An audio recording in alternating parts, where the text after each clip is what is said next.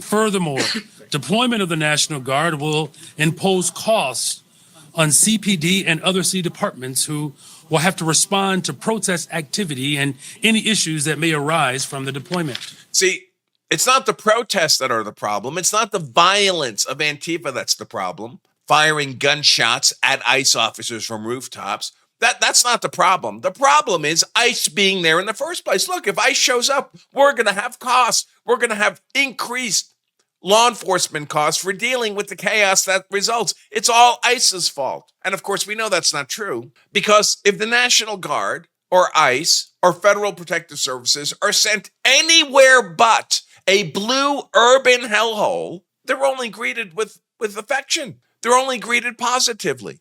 Steve Miller makes this point here. In other words, if tomorrow we went to, say, Dothan, Alabama, and there was a federal building there, and we put 100 police officers, they wouldn't be attacked. Nobody would throw rocks at them. Nobody would try to shoot them.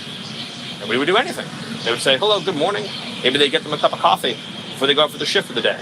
They'd ask, how are your kids doing? How are your kids doing? The fact that Democrats think that their own base cannot contain their desire to inflict violence upon the mere sight.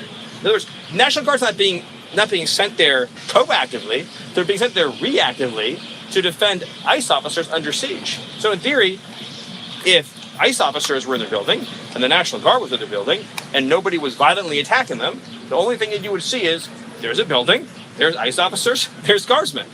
The violence is entirely rioters choosing to show up and wage violence at a specific federal building. Political violence always comes from the left, my friends.